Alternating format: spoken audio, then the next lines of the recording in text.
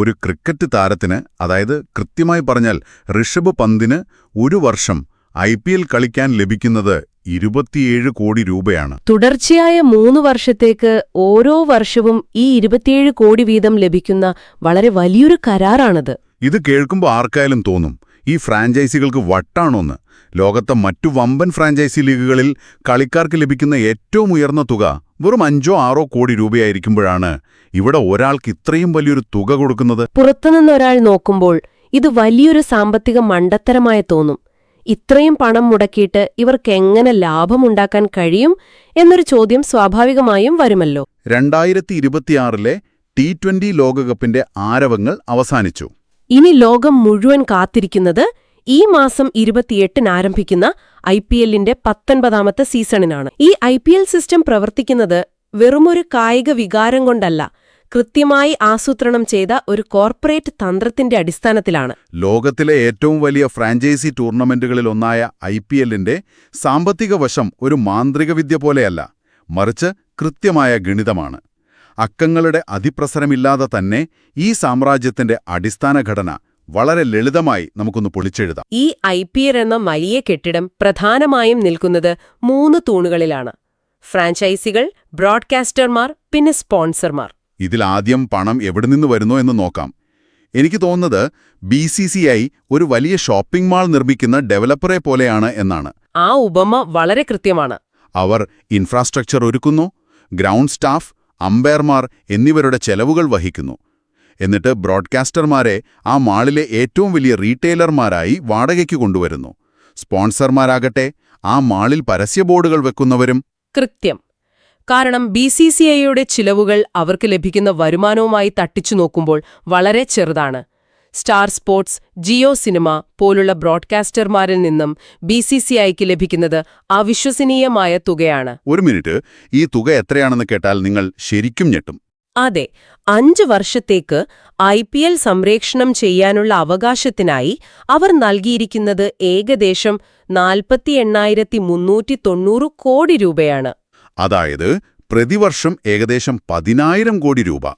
ഇതുകൂടാതെ ടാറ്റ 5 വർഷത്തേക്ക് ടൈറ്റിൽ സ്പോൺസർഷിപ്പിനായി 2,500 കോടി രൂപ നൽകുന്നു. ശരിയാണ്. ക്രെഡ്, സിയറ്റ് ടൈംഔട്ട് പോലെയുള്ള മറ്റ് സ്പോൺസർമാരിൽ നിന്നുള്ള വരുമാനം വേറെയുമുണ്ട്. അല്ല, ഈ 42,390 കോടി രൂപ എന്ന് പറയുന്നത് ചെറിയൊരു തുകയല്ലല്ലോ. സംപ്രേഷണാവകാശത്തിനു വേണ്ടി മാത്രം ഇത്രയും വലിയ തുക.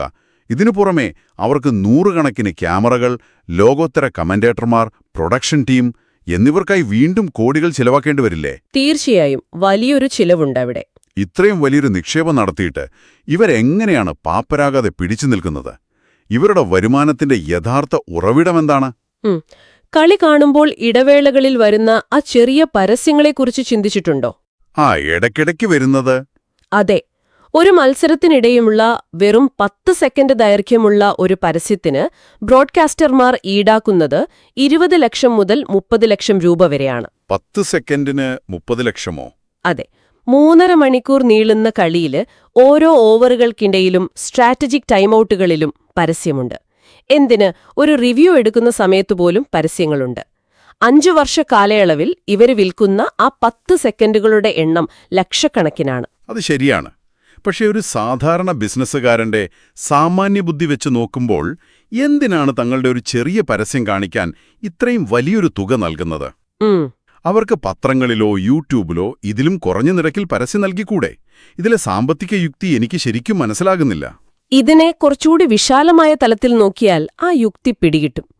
സാങ്കേതികമായി പറഞ്ഞാൽ നിലവിലെ കാലത്ത് ആളുകൾ പരസ്യം സ്കിപ്പ് ചെയ്യാതെ കാണുന്ന ഒരേയൊരു പ്രോഗ്രാം ലൈവ് സ്പോർട്സ് ആണ്. അത് പോയിന്റാണ്. ഇൻഡസ്ട്രിയിൽ ഇതിനെ DVR പ്രൂഫ് എന്ന് വിളിക്കും. നിങ്ങളൊരു സിനിമയോ സീരീസോ കാണുമ്പോൾ പരസ്യം സ്കിപ്പ് ചെയ്യാം. എന്നാൽ മുംബൈ ഇന്ത്യൻസും ചെന്നൈ സൂപ്പർ കിങ്സും തമ്മിലുള്ളൊരു മത്സരം നടക്കുമ്പോൾ അടുത്ത പന്തിൽ എന്ത് സംഭവിക്കുമെന്നറിയാൻ ആളുകൾ കാത്തിരിക്കുകയാണ്. അതെ, അപ്പോൾ വരുന്ന പരസ്യം ആരും സ്കിപ്പ് ചെയ്യില്ല.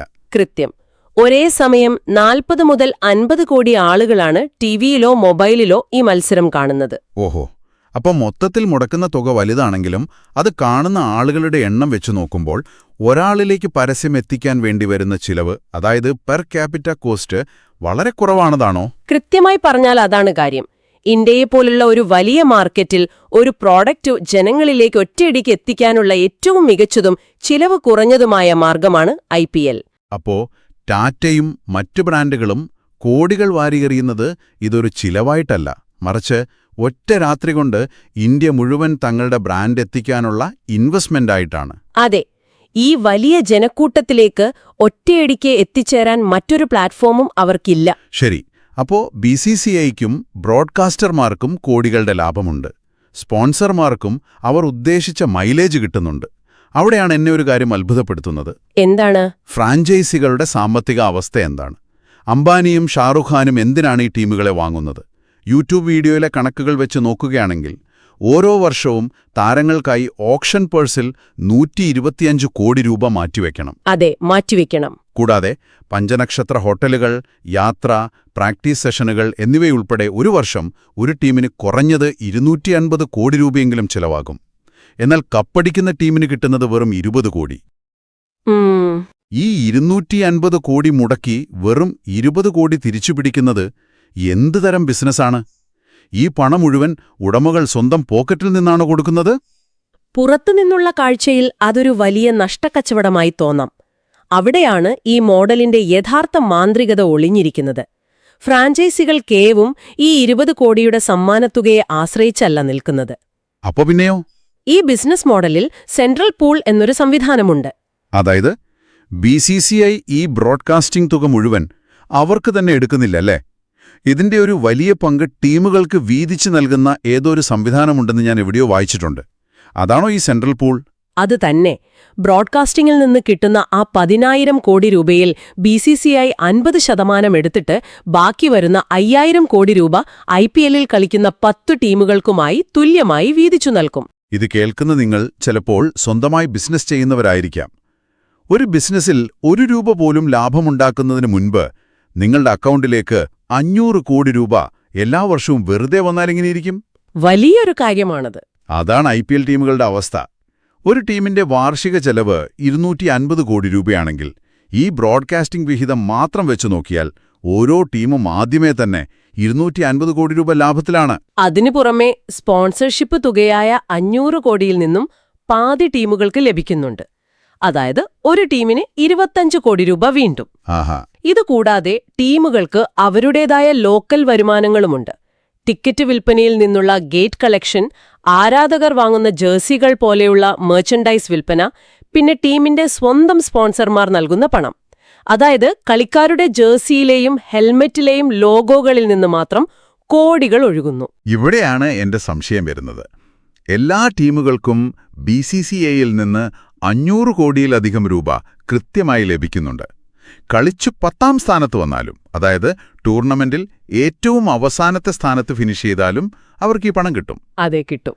അവരെന്തായാലും ലാഭത്തിലാണ്. അങ്ങനെയെങ്കിൽ പിന്നെ എന്തിനാണ് ഈ ടീമുകൾ തമ്മിൽ ഇത്ര വലിയ പോരാട്ടം നടക്കുന്നത്? കളിക്കളത്തിൽ എന്തിനാണവർ ജയിക്കാൻ വേണ്ടി ഇത്രയധികം കഷ്ടപ്പെടുന്നത്?